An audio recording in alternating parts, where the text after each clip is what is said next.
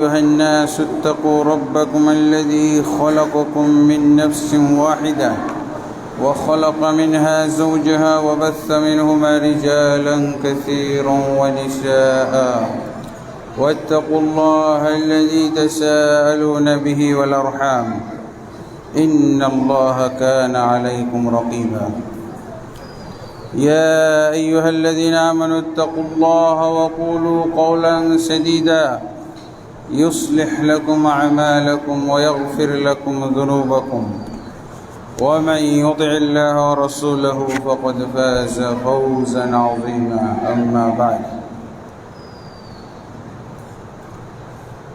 أما بعد فإن خير الحديث كتاب الله وخير الهدي هدي محمد صلى الله عليه وسلم وشر الأمور محدثاتها وكل محدثة بدعة وكل بدعة ضلالة وكل ضلالة في النار أما بعد فأعوذ بالله من الشيطان الرجيم تلك أمة قد خلت لها ما كسبت ولكم ما كسبتم ولا تسألون عما كانوا يعملون وقال النبي صلى الله عليه وسلم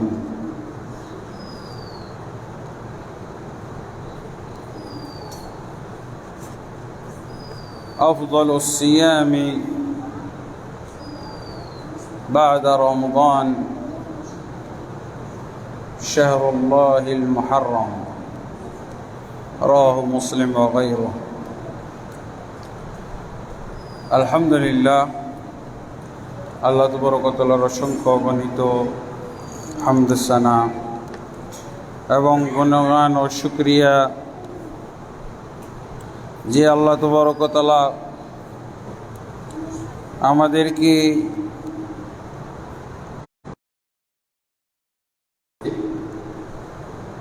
corona ভাইরাসের ঊর্ধ্বগতির অবস্থাতেও সুস্থ রেখেছেন। আলহামদুলিল্লাহ রাব্বিল আলামিন। নবী মুহাম্মদ রাসূলুল্লাহ সাল্লাল্লাহু আলাইহি ওয়াসাল্লামের প্রতি অসংখ্য অগণিত দরুদ ও সালাম নাজিল হোক। আল্লাহুম্মা সাল্লি আলাইহি আল্লাহুম্মা বারিক আলাইহি। অতঃপর আমরা আরবি না, ওনার বলছে রস্যই ভদ্রলোক। তো আমরা জিজ্ঞেস করলাম যে ওস্তাদজি, আপনি যে রস্যই ভদ্রলোক বলেন, এটির অর্থ কি? হ্যাঁ, রস্যই দীর্ঘই শব্দ আছে না, অক্ষর আছে না? তো বলছে এগুলো হলো মূলত ইতর, কিন্তু ভদ্রের রূপ ধারণ করেছে। এই জন্য ডাইরেক্ট তো ইতর বলা যায় না, এদেরকে বলছি রস্যই ভদ্রলোক। আমিও একটু ভদ্রভাবেই তাদেরকে বলতে চাই যে এরা হলো রস্যই ভদ্রলোক, মানে ইতর ভদ্রলোক। এদের নববর্ষ হলো ইংরেজি, আর সাধারণ বাঙালি এদের খুশির নববর্ষ হলো বাংলা, পয়লা বৈশাখ, নাকি বৈশাখ মাস।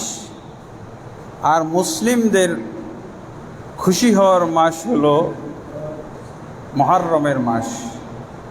খুশি হবেন না বেজার হবেন? খুশি হবেন। তো খুশি হওয়ার কারণ হলো যে এই আরবি মাসের সাথে যে কোনো আরবি মাস হোক, যে কোনো আরবি তারিখ হোক, এর সাথে এর কারণে মুসলমান খুশি হবে কেন? কারণ এগুলোর সম্পর্ক হলো আল্লাহর সাথে। আরবি মাসের সম্পর্ক হলো আল্লাহর সাথে। আল্লাহ নির্ধারণ করে দিয়েছেন আরবি মাসগুলো। ইন্না ইদ্দাতাশ শুহুরি ইনদাল্লাহি 12 শাহরান ফি কিতাবিল্লাহ ইয়াওমা খালাকাস সামাওয়াতি ওয়াল আরদ।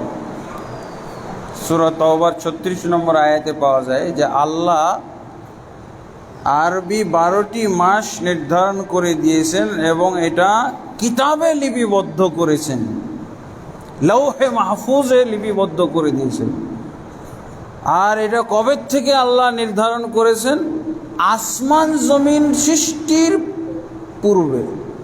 বা আসমান জমিন যেদিন সৃষ্টি করে সেই দিন থেকে এই আরবি মাস আল্লাহ চালু করেছেন। আর তারপরে আগে তারিখ চালু করেছেন, তারপরে সৃষ্টি করেছেন। কিভাবে সৃষ্টি করলেন? আসমান জমিন সৃষ্টি করেছেন 6 দিনে। তো দিনটা আগে নির্ধারণ করা লাগবে না? খালাকাস সামাওয়াতি ওয়াল আরদা ফি 6 আইয়ামিন সুম্মা ইসতাওয়া আলাল আরশ। আল্লাহ 6 দিনে আসমান এবং জমিনকে সৃষ্টি করলেন, তারপরে আরশের উপরে আল্লাহ তাবারক ওয়া তাআলা আরোহণ করলেন, সমুন্নত হলেন। তাহলে দেখছেন আরবি মাসের কিভাবে আল্লাহর সাথে সম্পর্ক। সরাসরি আল্লাহ তাবারক ওয়া তাআলা এই মাস নির্ধারণ করে দিয়েছেন, কিন্তু এই আরবি মাসের খবরই জানে না মুসলমান। যেই মাস যেই তারিখের সাথে মুসলমানের সম্পর্ক কম থাকা দরকার, ওই তারিখের সাথেই সম্পর্কটা বেশি। কোনটা? ইংরেজি তারিখ। এরপরে যেই মাসের সাথে, যেই বছরের সাথে, যেই তারিখের সাথে সম্পর্ক, সেটা হলো 2 নম্বর বাংলা মাস। আর যেটার সাথে সবচেয়ে বেশি সম্পর্ক রাখা দরকার, ওইটা জানেও না বাঙালি। হ্যাঁ, নেতারাই তো বলতে পারবে না। নেতারা বলতে পারবে এই বাঙালিদের নেতা।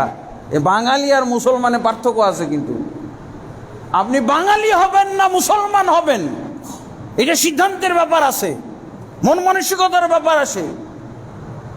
আল্লাহর সাথে যেমন মহব্বত, দ্বীনের সাথে যেমন মহব্বত, ইসলামের সাথে মহব্বত, কোরআনের সাথে মহব্বত, নবীর সাথে মহব্বত, হাদিসের সাথে মহব্বত, সেই অনুপাতে, সেই অনুসারে আপনার মাসের, আরবি মাসের সাথে মহব্বতটা হইতে পারে।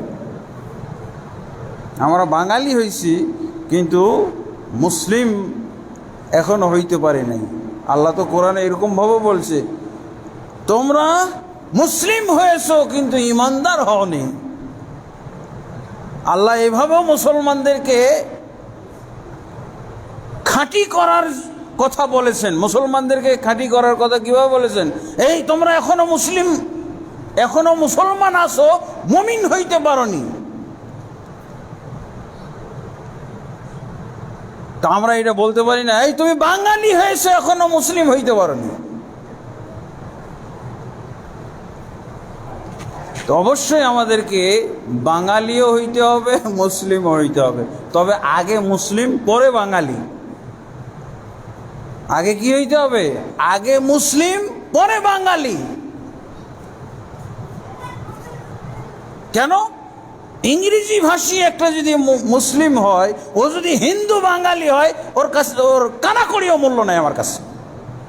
এই জন্য মুসলিম আগে, বাঙালি পরে।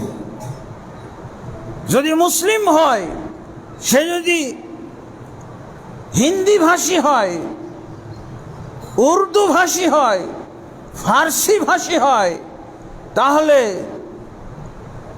খ্রিস্টান, ইহুদি, নাসারা, বৌদ্ধ, ও যদি বাংলা ভাষী হয়, ওর কারাকড়ি আমার কাছে মূল্য নাই।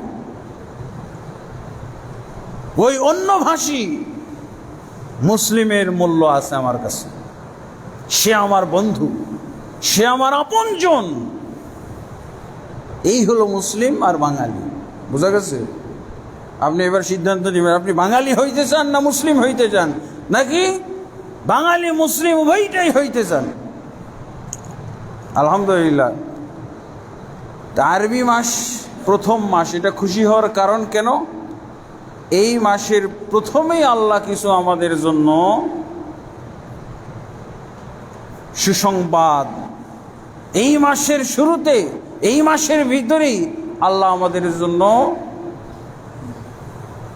কিছু ফজিলতের আইটেম, পরকালের পাথেয় সংগ্রহ করার আইটেম, গুনাহ মাফের ব্যবস্থা আল্লাহ দিয়ে দিয়েছেন। তো খুশি হব না আমি? বলেন তো, বাংলা মাসে কি আছে?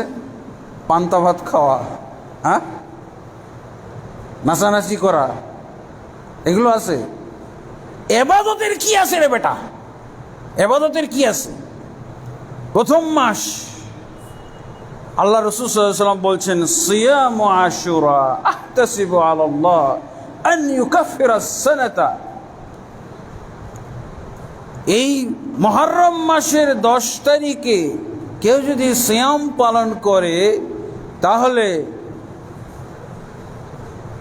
এই দুইটা সিয়াম বা একটা সিয়ামের মাধ্যমে 1 বছরের গুনাহ মাফ হবে। কয় বছরের গুনাহ মাফ হবে? 1 বছরের, পুরা 12 মাসের গুনাহ মাফ হয়ে যাবে। আর বাঙালি হাদিস বলি, এটা তো নবীর হাদিস। আর বাঙালি হাদিস কি? পয়লা বৈশাখের দিন যে পান্তা ইলিশ খাবে, কি আছে জান্নাতে কত গুনাহ মাফ হবে? না যোগ হবে? কিছু যোগ হইতে পারে, কিছু 1 বছরের গুনাহ যোগ হয়ে যেতে পারে আমল নামায়। এর নাম হলো বাঙালি আর মুসলিম। পার্থক্য আছে? এটি হলো বাংলা তারিখ আর আরবি তারিখে পার্থক্য আছে? অবশ্যই পার্থক্য আছে, বুঝতে হবে আমাদের। আমি যে ওয়াজ করতেছি বাংলা ভাষায় না, বাঙালি ওয়াজ এবং কোরআনের আয়াত, নবীর হাদিস, এর চেয়ে আর কি ভালো হইতে পারে? বাংলা ভাষার দাম, এরই তো বাংলা ভাষার দাম বেড়ে গেল। তারপর রাসূলুল্লাহ সাল্লাল্লাহু আলাইহি ওয়াসাল্লাম বলছেন, তাহলে আশুরার সিয়াম আমরা পালন করলে কি হবে? 1 বছরের গুনাহ মাফ হবে ইনশাআল্লাহ। আগামী বুধ বৃহস্পতিবারের জন্য রেডি থাকব। আশুরা হলো বুধবার। একটা সিয়াম পালন করলে, আল্লাহ রাসূল সাল্লাল্লাহু আলাইহি ওয়াসাল্লাম সারা জীবনে একটা সিয়াম পালন করেই 1 বছরের গুনাহ মাফ পেয়েছেন এবং সাহাবায়ে কেরামকে এই সুসংবাদ দিয়েছেন। আমাদের কার গুনাহ নাই?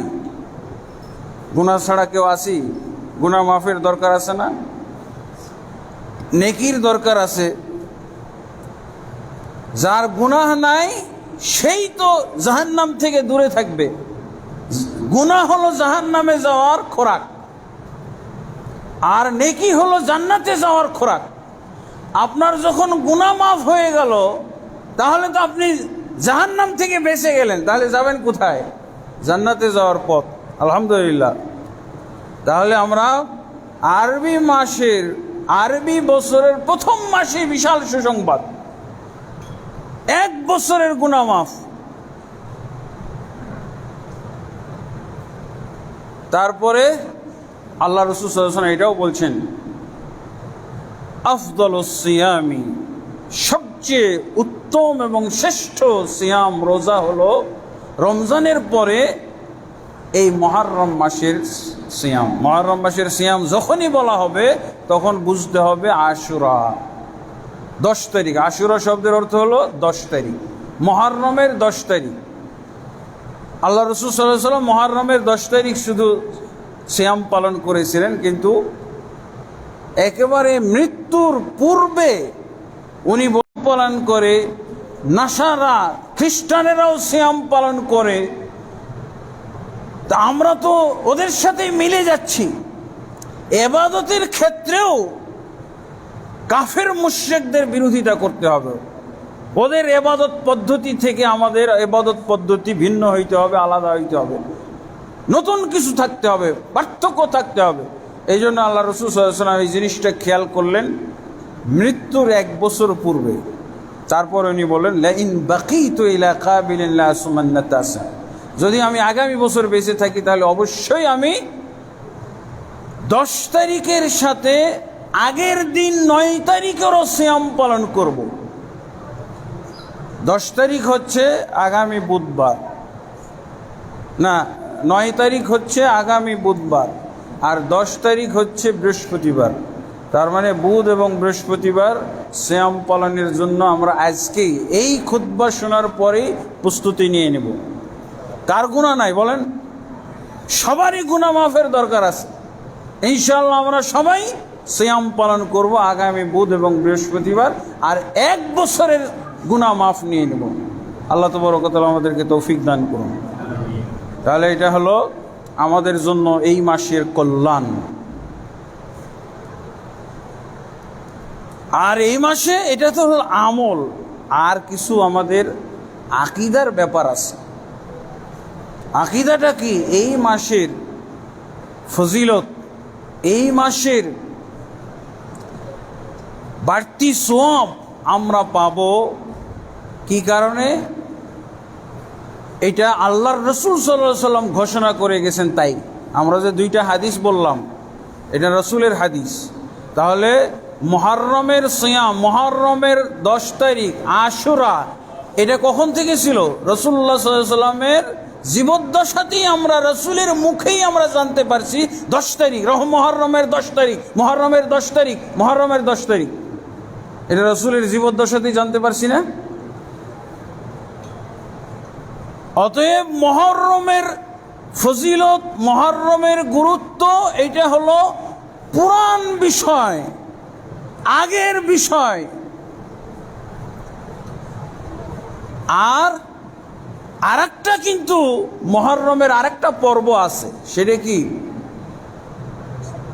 হুসাইন, হুসাইনের মৃত্যুর ঘটনা, হুসাইনের শাহাদাতের ঘটনা।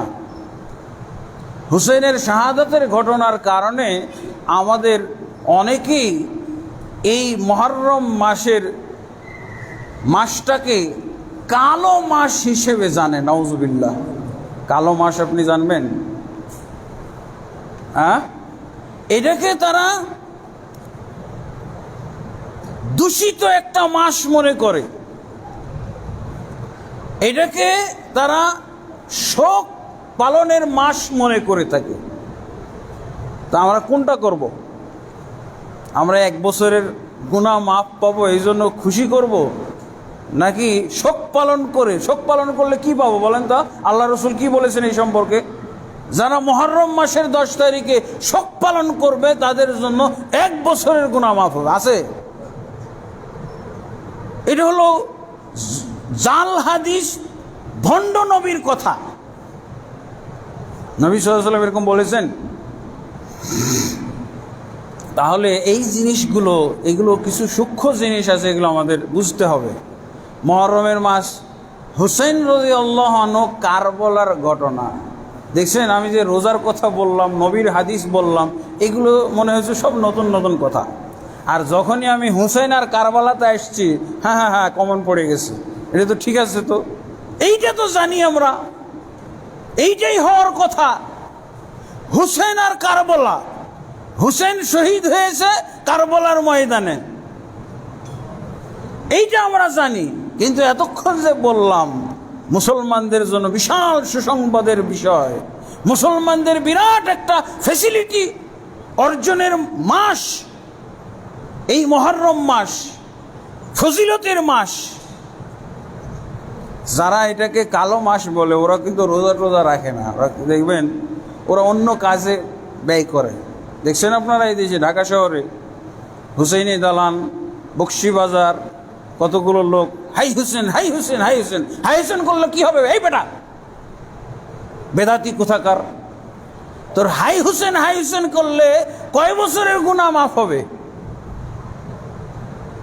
হাই হুসেন করলে এটা কি রমজানের চাইতে, রমজানের মতো ফজিলতপূর্ণ কোনো, রমজানের পরে পরে ফজিলতের দিন হবে এটা নাকি? রমজানের সাথে আল্লাহ রাসূল সাল্লাল্লাহু আলাইহি ওয়াসাল্লাম তুলনা করেছেন। রমজানের সিয়ামের পরে পরে হলো এই মুহররমের আশুরার সিয়ামের মূল্য। তারপরে আল্লাহ রাসূল সাল্লাল্লাহু আলাইহি ওয়াসাল্লাম এই মাসটাকে কি বলেছেন? শাহরুল্লাহ, আল্লাহর মাস। আল্লাহর মাস কেন বলেছেন? কারণ আল্লাহর মাস শুরু হয়েছে যেই মাস দিয়ে, আল্লাহ যে 12টা মাস নির্ধারণ করেছেন, সেই 12টা মাসের শুরু, প্রথম মাস হলো মুহররমের মাস। বোঝা গেছে? এই পার্থক্যগুলো আমাদের বুঝতে হবে। দলিল ভিত্তিক আমাদের করণীয়, দলিল ভিত্তিক আমাদের কি ফজিলত আছে, এটা আমাদের জানতে হবে। তো হোসেন কারবালার কথাও কিছু আসবে। হোসেন এবং কারবালা এবং মুহররম ও আশুরা এই সম্পর্কে আলোচনা করতে গেলে আমাদের আগে সিদ্ধান্ত নিতে হবে আমরা নিজেদেরকে শিয়া মনে করব না খারিজি মনে করব না আহলুস সুন্নাহ মনে করব। আপনি কোন দলে নিজেকে আপনি সম্পৃক্ত করবেন এটা আগে সিদ্ধান্ত নেবেন, তারপর ওরকম কথা আছে। আপনি যদি আহলুস সুন্নাহ হন, এই যে আহলুস সুন্নাহর প্রথম কাজ হলো মুহররম সম্পর্কে নবী কি বলেছেন, সাহাবায়ে কেরাম কি করতেন। হুসেন কারবালার ঘটনা তো আল্লাহ রাসূল সাল্লাল্লাহু আলাইহি ওয়াসাল্লাম মৃত্যুর 50 বছর পরের কথা। এর আগেই তো কোরআন হাদিস ফয়সালা, কোরআন হাদিসের আল্লাহ রাসূল সাল্লাল্লাহু আলাইহি ওয়াসাল্লামের বাণী, আল্লাহ রসুলের হাদিস, মোটামুটি যা যা আল্লাহ রসুল সাল্লাল্লাহু আলাইহি ওয়াসাল্লাম বলে যাওয়ার, যা করে যাওয়ার, যা দেখিয়ে দেওয়ার, পথ দেখিয়ে দেওয়ার, সব তো কমপ্লিট করে গেছেন মরার আগে।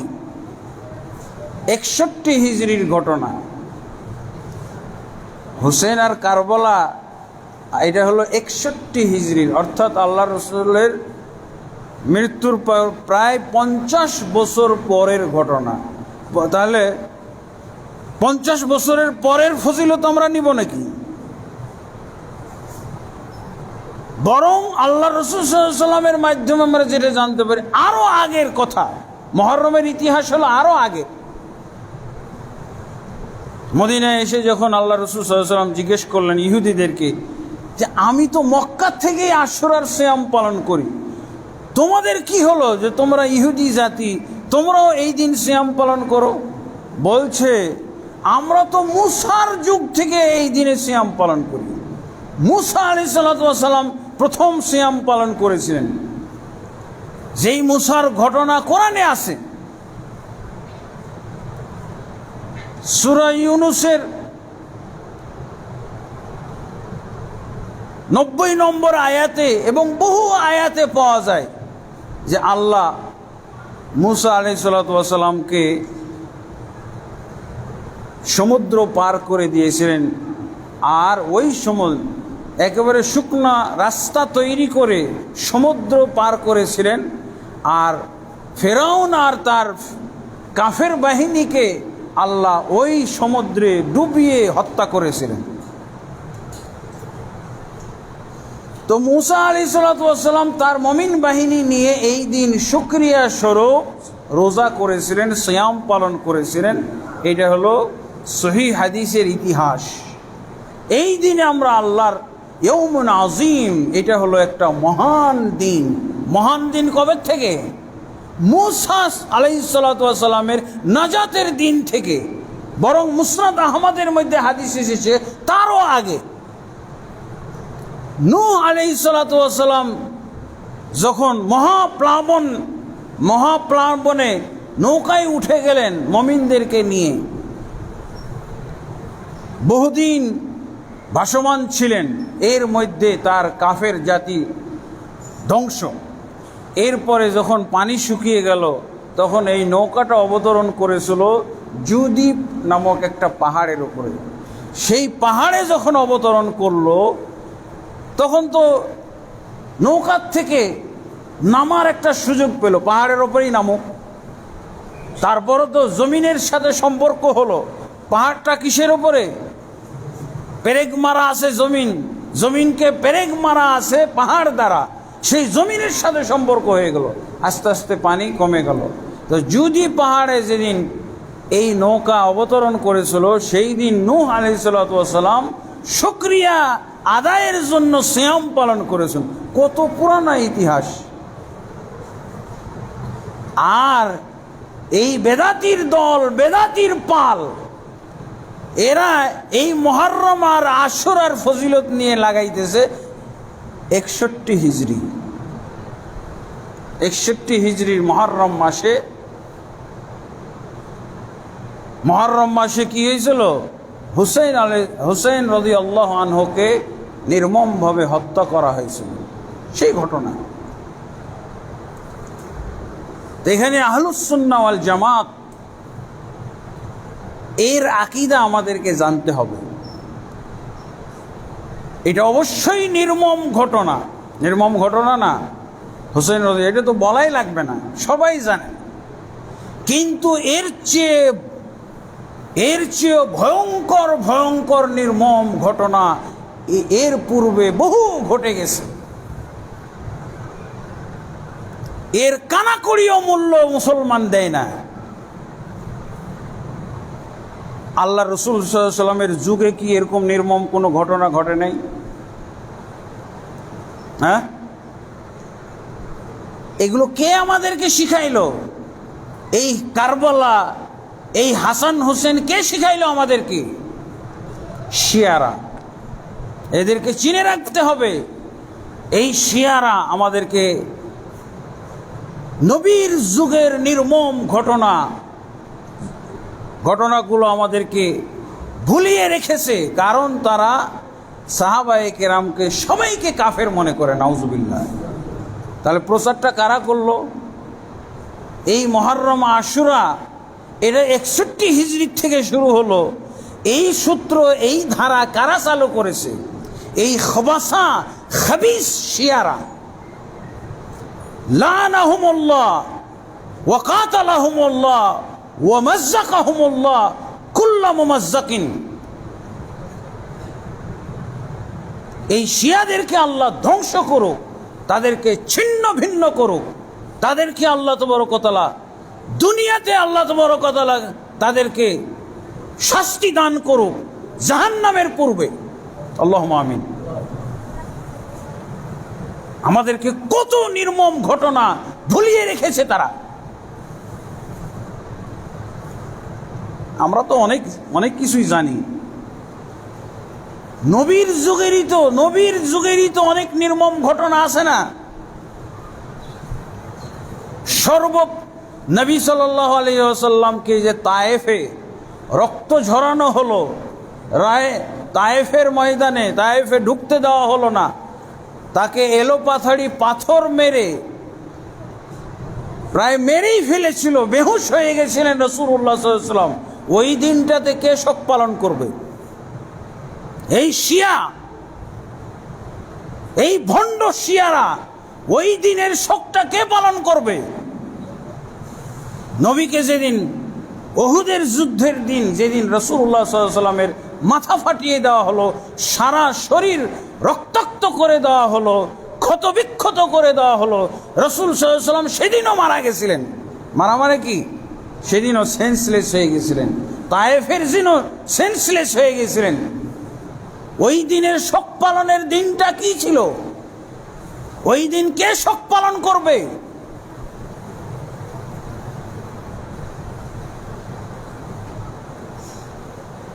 তারপর রাসূলুল্লাহ সাল্লাল্লাহু আলাইহি ওয়াসাল্লামকে নাজাত যে দিলেন, মুসা আলাইহিস সালাতু ওয়াসাল্লাম নাজাত পেয়েছেন না? মুসা আলাইহিস সালাতু ওয়াসাল্লাম নাজাত পাওয়ার কারণে শুকরিয়া স্বরূপ সিয়াম পালন করা হয়েছে। রাসূলুল্লাহ সাল্লাল্লাহু আলাইহি ওয়াসাল্লামকে 100 জন কাফের বীর পুরুষকে লেলিয়ে দেওয়া হয়েছিল। যে মুহাম্মদকে হত্যা করতে পারবে তাকে 100 উট পুরস্কার দেওয়া হবে। বাড়ি ঘেরাও করা হয়েছিল। তারপর আল্লাহ তাবারক ওয়া তাআলা তাকে ওই কাফেরদের চোখে ধুলি দিয়ে আল্লাহ তাবারক ওয়া তাআলা যে নাজাত দিয়েছিলেন নবী মুহাম্মদুর রাসূলুল্লাহ সাল্লাল্লাহু আলাইহি সাল্লামকে, ওই দিনটাকে শুকরিয়া আদায় করবে। ওই দিনের শুকরিয়া গেল কোথায়? তারপরও তো কত মৃত্যু দিবস আর কত এই ইসলামের মধ্যে কত মহান ব্যক্তিদের মৃত্যু দিবস গেছে। স্বয়ং রাসূলুল্লাহ সাল্লাল্লাহু আলাইহি ওয়াসাল্লাম মৃত্যুবরণ করেছেন। সেই মৃত্যুবরণ করার সময়, সেই মৃত্যুবরণ করার তারিখে কিছুই নাই। কিছু করি আমরা? আমাদের ভারতবর্ষের একটা সমাজকে দেখা যায় যে আল্লাহ রসুলের জন্মের দিনে হৈ হৈ করে। আল্লাহ রসুল সাল্লাল্লাহু আলাইহি ওয়াসাল্লাম যেদিন মারা গেলেন ওই দিনটা কোনটা ওটা বলতেও চায় না। আর আরো মারাত্মক কথা, যদি না স্বীকার করে যে আল্লাহ রসুল মারা গেছেন, মারা যাওয়াই স্বীকার করে না, তো আল্লাহ রসুলের মৃত্যুদিন কি পালন করবে ওরা? হ্যাঁ, আল্লাহ রসুল মারা গেছেন এটাই তো স্বীকার করে না। দাজ্জাল কাজ্জাবের দল, বেদাতির দল, খাঁটি বেদাতি।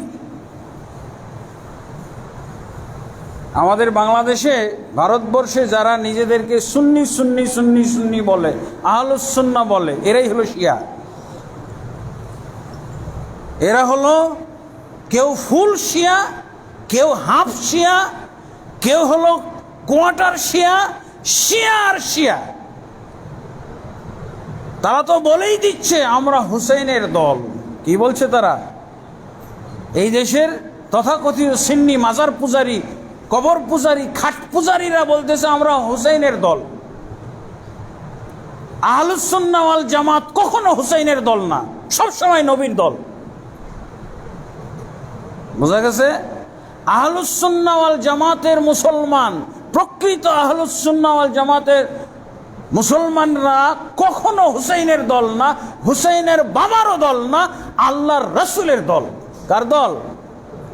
রাসূলুল্লাহ সাল্লাল্লাহু আলাইহি ওয়াসাল্লামের দল। এরা বলে আমরা হুসাইনের দল। কেন? ইয়া হুসাইন, ইয়া হুসাইন, হাই হুসেন, হাই হুসেন করি আমরা হুসেনের দল। হুসেনের দল হওয়ার কোনো সুযোগ নাই।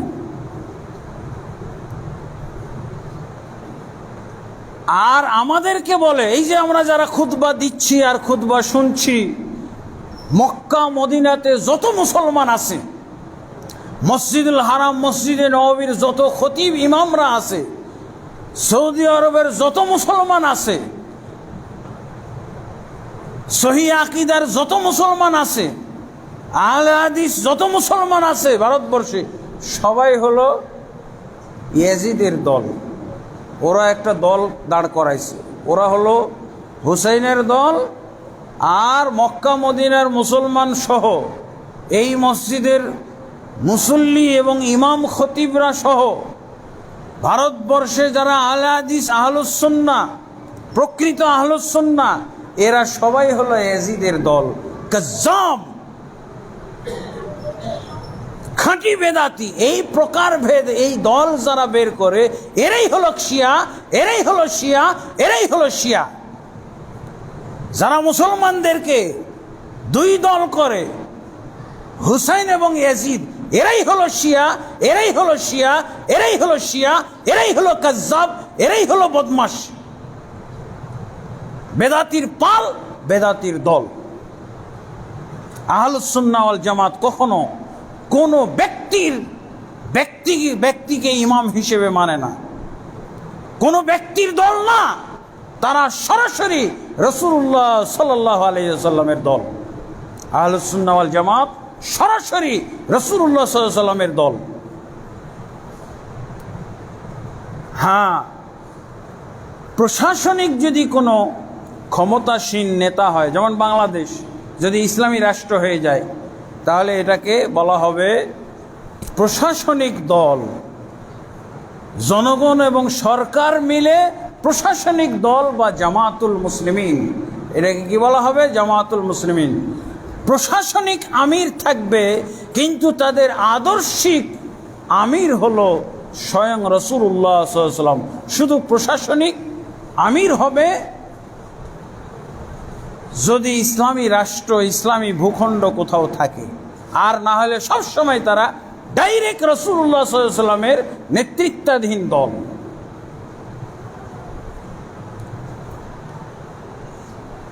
সেই যুগে আলী রাদিয়াল্লাহু, মুআবিয়া রাদিয়াল্লাহু জিজ্ঞাসা করেছিলেন ইবনু আব্বাস রাদিয়াল্লাহু, তুমি কোন দল বলো তো?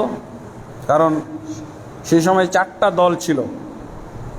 আলী রাদিয়াল্লাহুর শাসন আমলেই 4টা দল হয়ে গেছিল।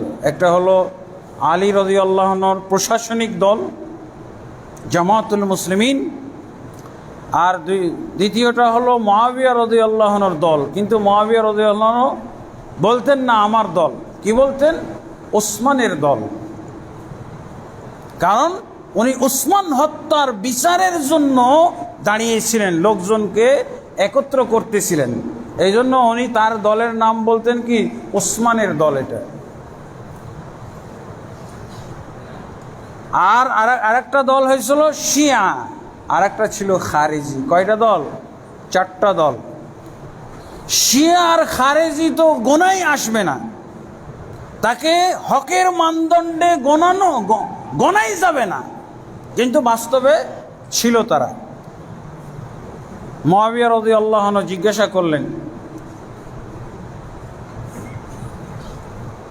ইবনে আব্বাসকে, আনতা আলা মিল্লাতি উসমান আও মিল্লাতি আলী?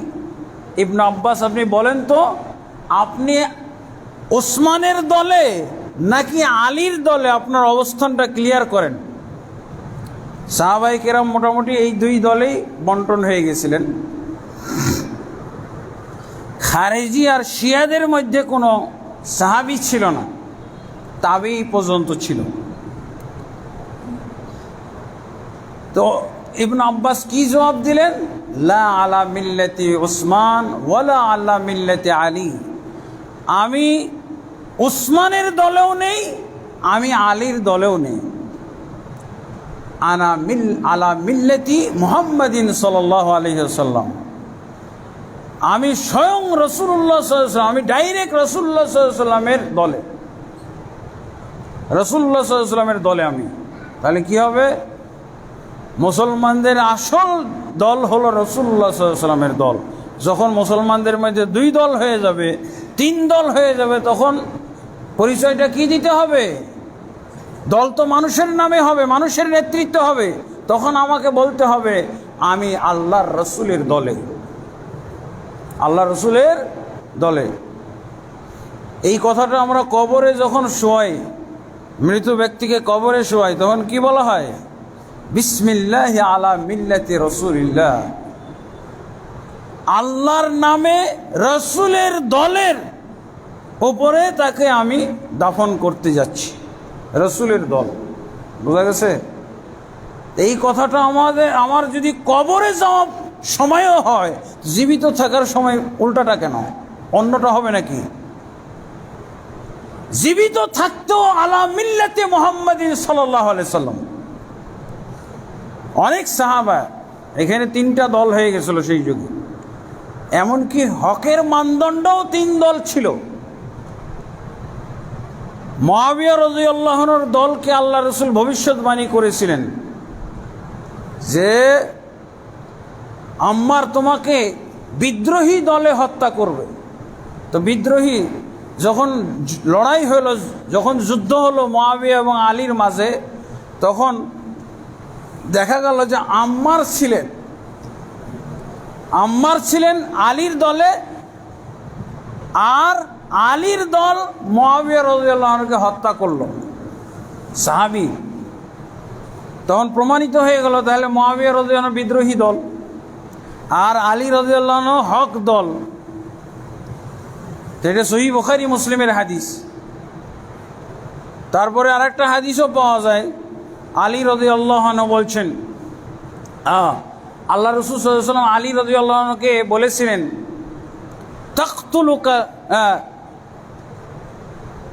তাকতুলুহুম আউলাত তাইফাতাইন বিল হাক্কি। এই ফিতনা ফাসাদের সময় একটা দল বের হবে, সেটা হবে খারেজি দল। এই খারেজি দলকে হত্যা করবে 2 দলের মধ্যে যারা উত্তম, মানে মুআবিয়া রাদিয়াল্লাহু আনহু আর আলী রাদিয়াল্লাহু আনহু 2 দলের মধ্যে যারা উত্তম, তারা এই খারেজিদেরকে হত্যা করবে। নাহরাওয়ান এলাকায় আলী রাদিয়াল্লাহু আনহুর সাথে যুদ্ধ হয়েছিল খারেজিদের, এবং খারেজিদেরকে হত্যা করেছিলেন আলী রাদিয়াল্লাহু আনহু। এই দিক দিয়েও প্রমাণিত হয়ে গেল যে আলী রাদিয়াল্লাহু আনহুর দল হলো উত্তম। আবার আল্লাহ রাসূল সাল্লাল্লাহু আলাইহি ওয়াসাল্লাম আলীকে বলেছিলেন যে আলী, তোমার সাথে আর আয়েশার সাথে কিন্তু দ্বন্দ্ব লেগে যাবে, তোমার সাথে আর আয়েশার সাথে দ্বন্দ্ব হবে, ঝগড়া হবে, যুদ্ধ হবে। আলী রাদিয়াল্লাহু এই কথাটা শুনেই তো মাথা খারাপ হয়ে গেছে। ইয়া রাসূলুল্লাহ ফাআনা আশকাহুম, তাহলে তো বুঝাই যাচ্ছে যে আমি হতভাগা, আমার ভবিষ্যৎ অন্ধকার খারাপ, আমি উম্মুল মুমিনিন আয়েশা রাদিয়াল্লাহু আনহার বিপরীতে যুদ্ধ করব। আল্লাহ রাসূল সাল্লাল্লাহু আলাইহি ওয়াসাল্লাম কি বললেন যে না, তুমি হকে থাকবে, তবে আয়েশার সাথে সেই সময় সদ্ব্যবহার করো। তিরমিজি, সুনান তিরমিজির মধ্যে হাদিসটি এসেছে যে না, যদিও তোমার আয়েশার সাথে ঝগড়া হবে, যুদ্ধ হবে, কিন্তু তোমার অবস্থানটাই ঠিক হবে। অতএব তোমার কাজ হলো ওই সময়, ওই ফিতনার সময় আয়েশাকে তুমি সযত্নে সসম্মানে মদিনায় পৌঁছে দিবে। এইটা এতটুকু আমি তোমাকে বললাম। আয়েশা রাদিয়াল্লাহু আনহা কার সাথে ছিলেন? আয়েশা রাদিয়াল্লাহু মুআবিয়া রাদিয়াল্লাহু আনহু, অথবা আয়েশা রাদিয়াল্লাহু আনহা আরেকটা দল বলা যাইতে পারে। আয়েশা এবং জুবাইর, তালহা, এনাদের একটা দল। তো এনারা কখনো যুদ্ধ করতে যায় নাই, যুদ্ধ লাগাই নাই, আলী রাদিয়াল্লাহু আনহুর বিরুদ্ধে যুদ্ধ করে নাই। উষ্ট্রের যুদ্ধ বলা হয়। এই যে আয়েশা রাদিয়াল্লাহু আনহার সাথে যে আলী রাদিয়াল্লাহু আনহুর যে সংঘর্ষ হয়েছিল, এই সংঘর্ষের নাম হলো উষ্ট্রের যুদ্ধ বা উষ্ট্রের যুদ্ধ বলা হয়। এই যুদ্ধে আয়েশা রাদিয়াল্লাহু আনহা কে আলী রাদিয়াল্লাহু আনহু পেয়ে গেছিলেন। যখন আয়েশা রাদিয়াল্লাহু আনহার উটকে আঘাত করা হলো, উট যখন পড়ে গেল, মাটিতে পড়ে গেল, আয়েশা রাদিয়াল্লাহু আনহা উট থেকে মাটিতে নিজে পড়ে গেলেন। এই অবস্থা দেখে উভয় দল মর্মাহত হয়েছিল। উভয় দল যুদ্ধরত, উভয় দল তারা দুঃখিত হয়েছিল, বেদনার্ত হয়েছিল, দিয়ে তারা যুদ্ধবিরতি ঘোষণা করেছিল। যে হায় হায় সর্বনাশ, আল্লাহ রসুলের স্ত্রী উম্মুল মুমিনিন আয়েশা রাদিয়াল্লাহু আনহার এত বড় অসম্মান হয়ে গেল এই যুদ্ধের মধ্যে, তাড়াতাড়ি বন্ধ করো। উভয় পক্ষ বন্ধ করেছিল। এটাকে বলা হয় উষ্ট্রের যুদ্ধ। আর অনেক বেকুবের দল, অনেক বেকুবের দল, অজ্ঞ মূর্খের দল, এরা মনে করে আয়েশা রাদিয়াল্লাহু আনহা কি যুদ্ধের সেনাপতির দায়িত্ব পালন করেছিলেন, সর্দার হয়েছিলেন, নেতৃত্ব দান করেছিলেন। না রে বেকুবের দল, আয়েশা রাদিয়াল্লাহু আনহা যুদ্ধ থামাইতে গেছিলেন যে আমাকে দেখে হয়তো তারা উভয় পক্ষ, আমি যখন বলবো তোমরা যুদ্ধ থামাও, তখন হয়তো তারা থামিয়ে দিবে। কিন্তু এমন একটা জোশ এসে গেছিল যুদ্ধের উপরে, যুদ্ধ করার ব্যাপারে এত জেদ এসে গেছিল দুই পক্ষের। ওই ঘটনা আমরা আজকে বলছি না, বলার সময় নেই। তিনি সামাল দিতেও পারেননি। এমন সময় দেখা গেছে যে আয়েশা রাদিয়াল্লাহু আনহা উটেও আঘাত লেগেছে, তীর লেগেছে, অস্ত্রের আঘাতে উটটা পড়ে গেছে, আয়েশা রাদিয়াল্লাহু আনহা পড়ে গেছেন। সবাই লজ্জিত এবং দুঃখিত হয়ে যুদ্ধবিরতি ঘোষণা দিয়েছেন।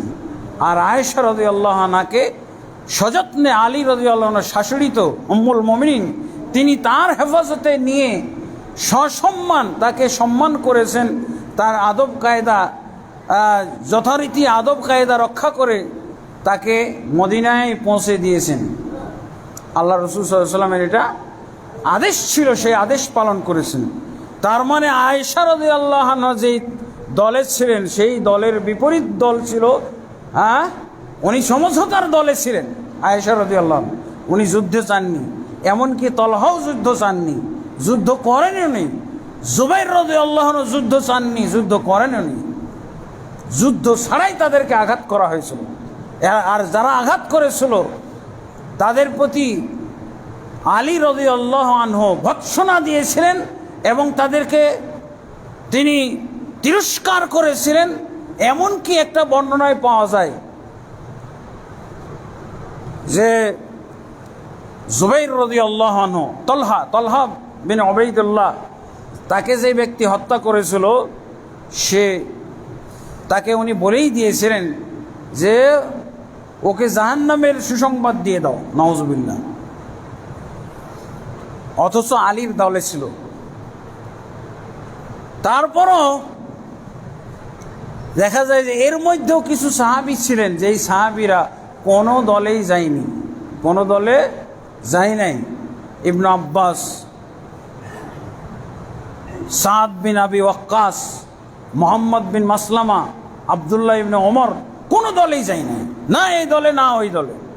আহলুস সুন্নাহ ওয়াল জামাতের আকীদা হলো এই দলটা হলো খাঁটি হকপন্থী। যেই দলটা মুআবিয়ার পক্ষ অবলম্বন করে নাই, যুদ্ধের ক্ষেত্রে আলীর পক্ষ অবলম্বন করে নাই, আলীর হাতে বায়াত করেছিল কিন্তু আলীর পক্ষে যুদ্ধ করে নাই, এই দলটা হলো সবচেয়ে হক দল। আর আলী রাদিয়াল্লাহু আনহুর দল হলো পরবর্তী হক দল। আর মুআবিয়া রাদিয়াল্লাহু আনহুর দল হলো বিদ্রোহী দল। আর খারিজি আর শিয়ারা হলো বাতিল দল। এই শিয়া এবং খারিজি এই দুইটা দলের মুহররমের সাথে বিরাট সম্পর্ক আছে। মুহররম এবং আশুরার সাথে বিরাট সম্পর্ক আছে এই খারিজিদের দলের। খারিজিরা খুশি হয়েছিল হোসেন রাদিয়াল্লাহু আনহুকে কারবালাতে শহীদ করা হয়, তাতে খুশি হয়েছিল কারা? খারিজিরা। তার কারণ কি? খারিজিরা তার বাবাকে হত্যা করাতেও খুশি ছিল আলী রাদিয়াল্লাহু আনহু। বেদাতিরা বলে মাওলা আলী। আমাদের বাংলাদেশে, ভারতবর্ষের বেদাতিরা আর কোনো শব্দ খুঁজে পায় না, শিরক কোনো শব্দে আছে কিনা ওই শব্দটা নিয়ে আসবে, তারপরে শুরু করবে ওর অপব্যাখ্যা। মাওলা আলী বলা যায় কি যায় না, আসো দেখি বহস করব। মাওলা আলী বলা যায় কি যায় না, বহস করব। আরে বেদাতির পাল, তোর বহসের দরকার কি? আল্লাহ রসুল একদিনও কি বলেছিলেন মাওলা আলী?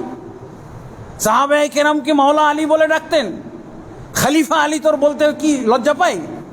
মানে এখানে বেদাত খুঁজে পাস না, এখানে শিরকের গন্ধ খুঁজে পাস না, এই জন্য তুই খলিফা রাবে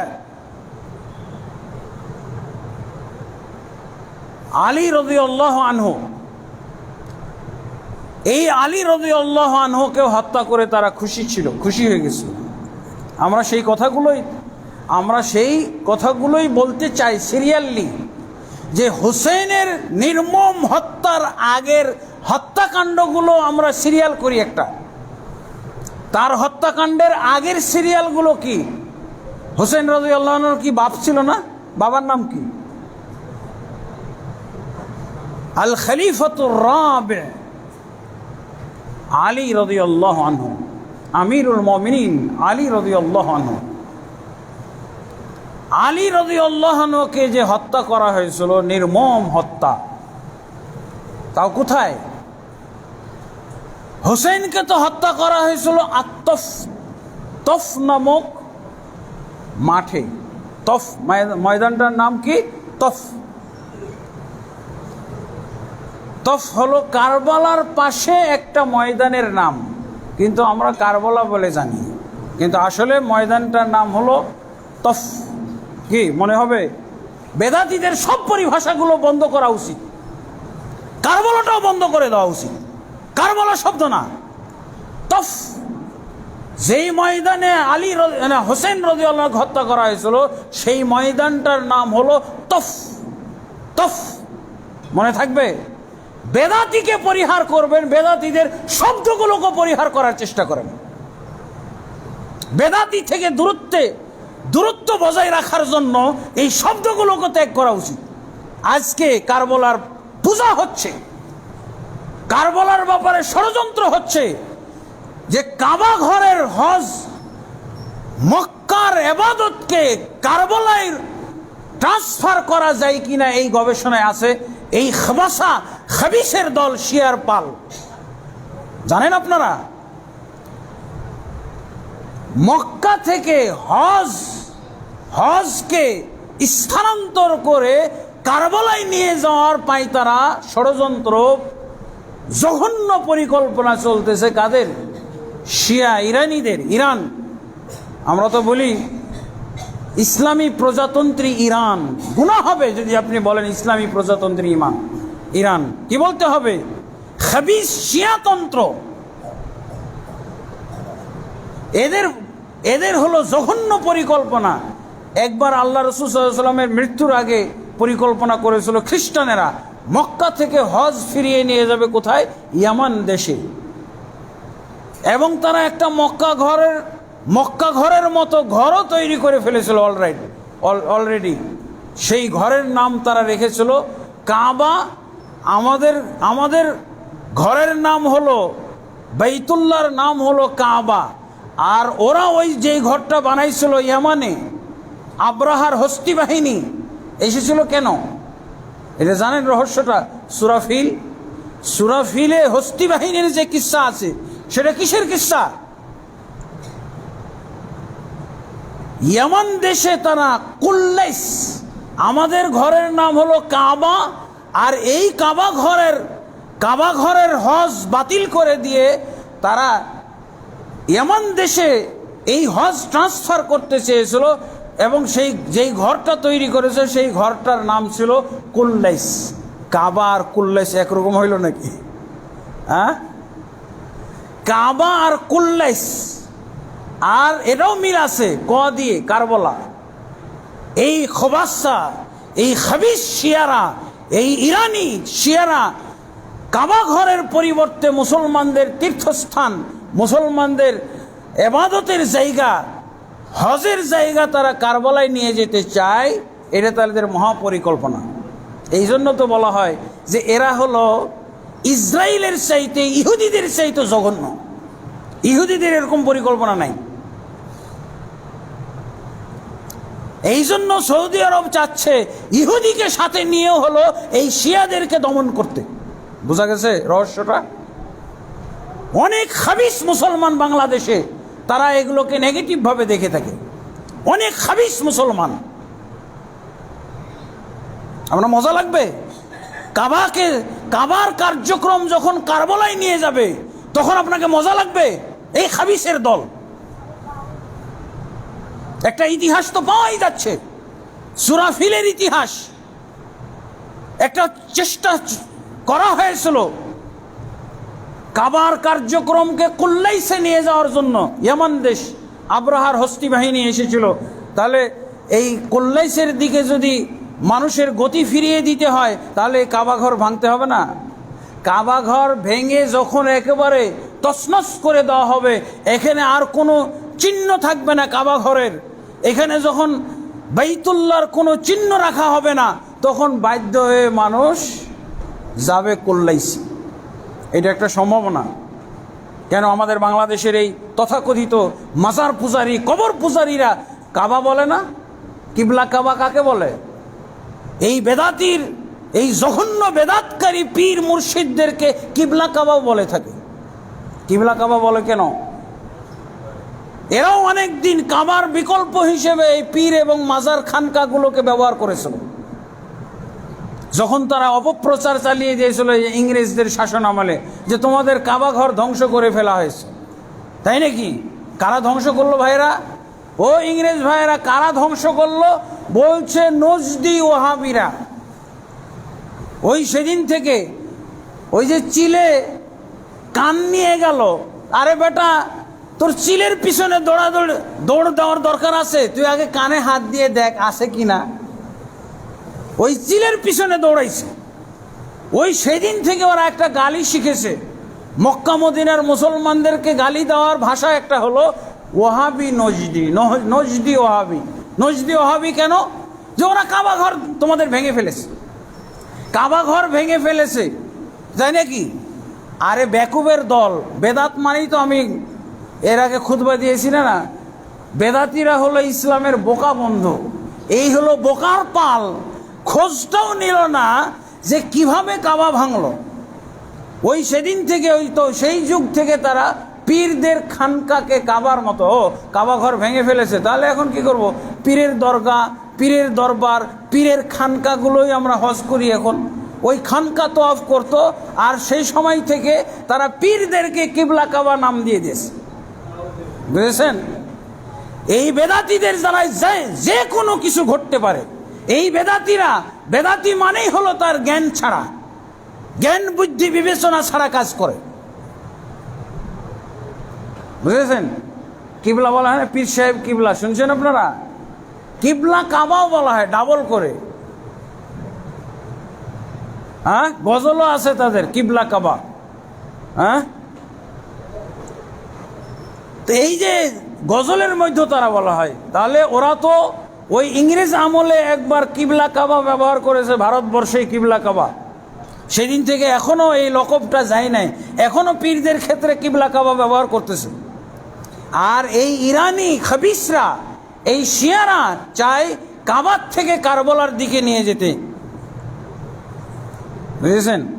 এটা খুব কাবার মুসলমানদের না, ওই কাবা ভক্ত যারা, মক্কার একজন লোক, উনি কুল্লাইস দেখতে গেছিল, অথবা ওই দেশেই ছিল, যখন তাদের এই খ্রিস্টানদের মহাপরিকল্পনা চলতেছে যে কাবার কার্যক্রম কুল্লাইসে নিয়ে আসা হবে, ইয়ামান দেশে হজে যাইতে হবে, ইয়ামান দেশে। আর কারবালা হলে ইরাকে যাইতে হবে। হজ করলে কোথায় যাবেন?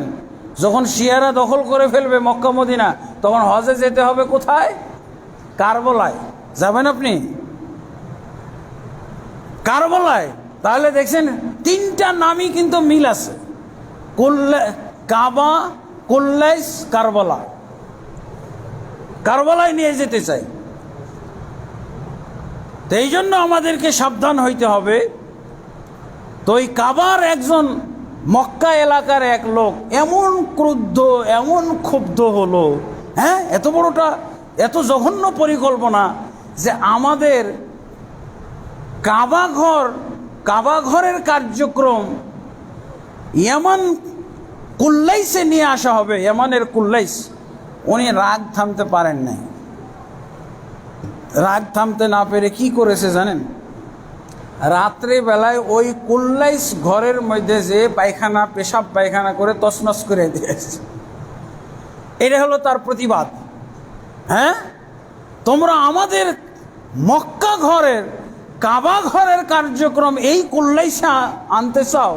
উনি রাত্রেবেলায় চুপচাপ যে একেবারে, এখনো সে একাই গেছিল না, আরও কিছু সঙ্গীর সাথে নিয়ে হাঁক যত পারিস তাদের এই কুল্লাইসের মধ্যে পেশাব পায়খানা করে এসে পড়েছে। তো ওরা বুঝে ফেলেছিল যে এটা অবশ্যই কাবা ভক্ত কোনো লোক হবে, আমাদের এই পরিকল্পনার প্রতিবাদ করেছে। তখন আরও ক্ষিপ্ত হয়ে তারা কাবা ঘর ভাঙতে এসেছিল। এমনি তো তারা প্রয়োজন বোধ করতেছিল কাবা ঘর না ভাঙলে উপায় নাই। এরপরে যখন এই ঘটনা জড়িত হলো, তখন তারা একেবারে পাকাপোক্তা সিদ্ধান্ত নিয়ে নিল অবশ্যই কাবা ঘর ভাঙতে হবে, কোনো উপায় নাই। তারপরে তো ওই যে মক্কায় ঢোকার আগে মিনা এলাকা, মিনার পূর্বে এই যে কি বলা হয় এটাকে, মুজদালেফার এই দিক দিয়ে আসতেছিল। মুজদালেফা আর মিনার মাঝখানে একটা হলো জায়গা, হলো বাতন মহাসার নামক ময়দানে যখন আসলো, তখন আল্লাহ তাবারক ওয়া তাআলা ওই যে তয়রান আবাবিল সূরা ফিলের ঘটনা, কাবা ভাঙবে তোমরা।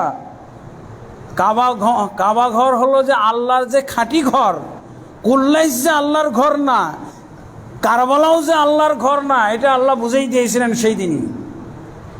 এই মক্কাবাসীরা কাবার হেফাজত করতে না পারলেও আল্লাহ তাবারক ওয়া তাআলার পক্ষ থেকে এই আব্রাহার হস্তি বাহিনী হাতির পাল নিয়ে এসেছিল কাবা ঘরকে ভাঙতে। আর মক্কার লোকেরা তো হাতি দেখেই নাই, হাতির বিরুদ্ধে যুদ্ধ করবে ঘোড়া নিয়ে, এটা সাহসী হয় নাই। পরে তারা দোয়া করেছিল, আল্লাহ তোমার ঘর তুমি বাঁচাও, আমরা জান নিয়ে পালাইলাম, আমরা আমাদের জীবন নিয়ে মক্কা ছেড়ে চলে গেলাম, তুমি কিভাবে তোমার ঘর হেফাজত করবে তুমি জানো, আমরা পারবো না। তখনই তো আল্লাহ এই যে আব্রাহার এই হস্তি বাহিনীকে ধ্বংস করার জন্য ঝাঁকে ঝাঁকে পাখি পাঠাইছিলেন, সবার ঠোঁটে পাথর, সেই বিষাক্ত পাথর ছেড়ে ছেড়ে হাতির পাল এবং তাদের হস্তি বাহিনীকে ধ্বংস করেছিলেন। আলহামদুলিল্লাহ, ইনশাআল্লাহ যারা কারবালাকে কাবায় রূপান্তরিত করতে চায় তাদের জন্য আল্লাহর এরকম গজবের বাহিনী রেডি আছে, কোনো সমস্যা নাই। আল্লাহ তাবারক ওয়া তাআলা আমরা যে জিনিসটা বলতে চেয়েছিলাম সেটা আরেকটু ইঙ্গিত দিয়ে আমি শেষ করে দিচ্ছি। আমরা চাই যে হোসেন রাদিয়াল্লাহু আনহুর চাইতেও মর্মান্তিক ঘটনা যে ঘটে গেছে ইসলামে, সেগুলো মুসলমানদের তালিকায় আসা উচিত। এক নম্বরে কাকে ধরবো আমরা? হোসেন রাদিয়াল্লাহু আনহুর পিতা। ফজরের টাইমে বেচারা ইমামতি করতে যাচ্ছিল, তাকে নির্মমভাবে রাস্তাতে হত্যা করেছিল। এটা নির্মম ঘটনা না? তারপরে জাফর, তারপরে হামজা রাদিয়াল্লাহু আনহু, তাকে উহুদের যুদ্ধের সময় তার বক্ষ, তার সিনা ফেড়ে কলিজা বের করে চিবিয়ে চিবিয়ে খেয়েছিল। এটা কি কম নির্মম ঘটনা?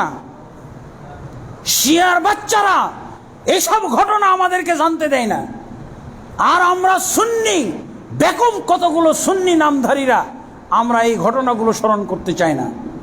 ওমর ইবনে খাত্তাব রাদিয়াল্লাহু আনহুকে হত্যা করা হলো, ফজরের টাইমে প্রথম রাকাত শেষ করেছেন, দ্বিতীয় রাকাতে রয়েছেন, সেই দ্বিতীয় রাকাতে ছুরিকাঘাতে ফজরের ওয়াক্তে, সে তো কারবালার ময়দানের ঘটনা, এগুলো হলো মসজিদের ঘটনা, পবিত্র জায়গার ঘটনা। এই পবিত্র কারবালাকে পবিত্র ঘটনা করছে এই তোরা নাপাকের দল। আর মসজিদে নববী, মসজিদুল হারাম, এগুলো আল্লাহর পক্ষ থেকে ঘোষিত পাক জায়গা, হারাম জায়গা, আর ওই কারবালাকে ঘোষণা করেছি তোদের মতো নাপাক শিয়ারা। মসজিদে নববীতে ওমর ইবনে খাত্তাবকে যে নামাজের মধ্যে ফজরের দ্বিতীয় রাকাতে যে ছুরিকাঘাত করে তার আঁতড়ি ভড়ি বের করে দেওয়া হলো, তিনি 3 দিন পর্যন্ত এইভাবে কষ্ট পেয়ে পেয়ে মারা গেলেন। সে যুগে কি অপারেশন ছিল নাকি? সার্জিক্যাল কোনো ব্যবস্থা ছিল? ধুকে ধুকে মারা গেছে। ওনাকে তো তেমন কষ্ট দেওয়া হয়নি। এই যে পানি বন্ধ করে রাখা, এটা হলো শিয়াদের বর্ণনা।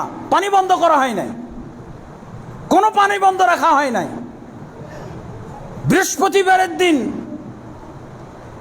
তিনি তফ নামক জায়গায় পৌঁছলেন। 61 হিজরি বৃহস্পতিবার ছিল, নবম মুহররমের 9 তারিখ।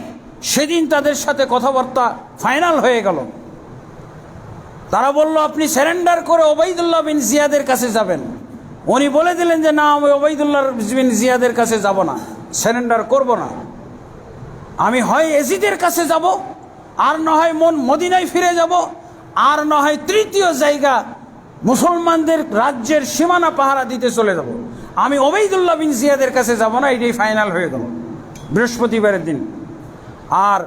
আর বৃহস্পতিবারের দিন জোহর আসর ওবাইদুল্লাহ বিন জিয়াদের লোকেরাও তার পিছনে সালাত পড়েছে।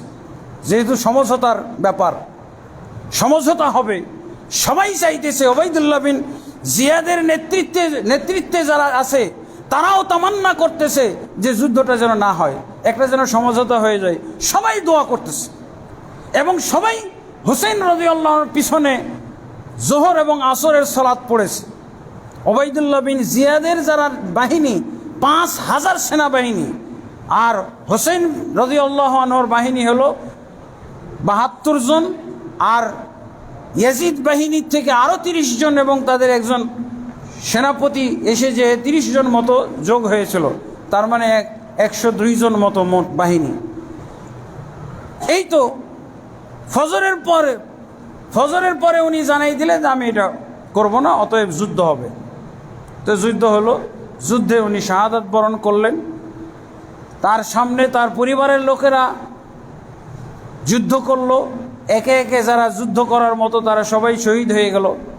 এরপরে হোসেন রাদিয়াল্লাহু আনহু সর্বশেষ, তাকে আগে আঘাত করা হয়েছে, তারপরে উনি আহত অবস্থায় পড়ে আছেন। এমন সময় শিমর নামক ব্যক্তি, অথবা কোনো কোনো ইতিহাসে আছে সিনান বিন মালিক আন-নাখি, এই ব্যক্তি অথবা দুইজনই, একজন তাকে হত্যা করেছে আর একজন তার শিরচ্ছেদ করেছে, মাথা কেটে নিয়ে গেছে। তারপরও এই যে মাথা কেটে নিয়ে গেল, কোথায় নিয়ে গেল? শিয়াদের বর্ণনায় পাওয়া যায় এজিদের কাছে নিয়ে গেছে, আর সহিহ বুখারীর বর্ণনায় পাওয়া যায় ওবাইদুল্লাহ বিন জিয়াদের কাছে নিয়ে গেছে। ওবাইদুল্লাহ বিন জিয়াদের কাছে নিয়ে যাওয়া হয়েছে। পরে ওবাইদুল্লাহ বিন জিয়াদ একটা পাত্রের মধ্যে তার মাথাটা রাখা, ওই সময় একটা স্টিক দিয়ে এখানে যে দাঁতে ঠোঁট, দুই ঠোঁটের মাঝে সামনের দাঁতে স্টিক ঠেকে ঠেকে বলছে যে প্রশংসামূলক কিছু কথা বলছে, প্রশংসাই করতেছে। আর এই সময় উপস্থিত ছিলেন কে? আনাস বিন মালিক রাদিয়াল্লাহু আনহু, সাহাবী আনাস বিন মালিক।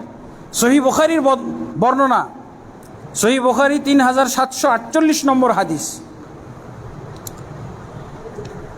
স্টিক ঠেকাইতেছে, আর এই বর্ণনাটা দেওয়া হয়েছে ইয়াজিদের বিরুদ্ধে। এটা ওবাইদুল্লাহ বিন জিয়াদ, তার সামনে মাথাটা, এবং সে ওই কি বলে দাঁতে স্টিক ঠেকাইতেছে আর প্রশংসামূলক কিছু যেন বলতেছিল। তারপরে উনি কি বলে আনাস বিন মালিক রাদিয়াল্লাহু আনহু প্রতিবাদ করে বলেছেন, ওয়াল্লাহি লা আসু আন্নাকা, আল্লাহর কসম আমি আপনাকে দুঃখ দিব। আনাস বিন মালিক কি বলেছিলেন? কাফের বলেননি, কাফের বলেননি। এই যে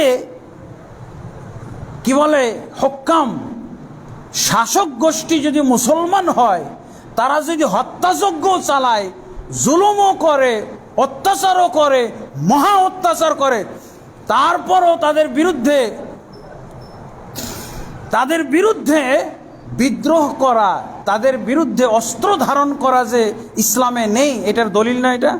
আনাস বিন মালিক রাদিয়াল্লাহু আনহু শুধু প্রতিবাদ করে বললেন, লা আসু আন্নাকা, আমি আপনাকে অবশ্যই এর জন্য, আপনি যে আচরণ করেছেন এই আচরণের জন্য আমি আপনাকে দুঃখ দিব, কষ্ট দিব। কষ্টটা কিভাবে? উনি বলেই দিলেন, লাকাদ রাআইতু রাসূলুল্লাহ সাল্লাল্লাহু আলাইহি ওয়াসাল্লাম ইউকাব্বিলু মাওদা কাদিমিকা মিন ফিহি। হে শাসক, আপনি যে জায়গায় স্টিক ঠেকাইতেছেন, যেই ঠোঁটে, যেই দাঁতে আপনি স্টিক ঠেকাইতেছেন, জানেন এই জায়গায় রাসূলুল্লাহ সাল্লাল্লাহু আলাইহি ওয়াসাল্লাম চুমু দিতেন। যেই ঠোঁটে, যেই দাঁতে আপনি স্টিক স্পর্শ করতেছেন, এই ঠোঁটে, এই দাঁতে স্বয়ং রাসূলুল্লাহ সাল্লাল্লাহু আলাইহি ওয়াসাল্লাম চুমু দিতেন। কি বললেন? আনাস বিন মালিক অস্ত্র দিয়ে আঘাত করলো ওবাইদুল্লাহ বিন জিয়াদকে, কষ্ট দিল কিভাবে?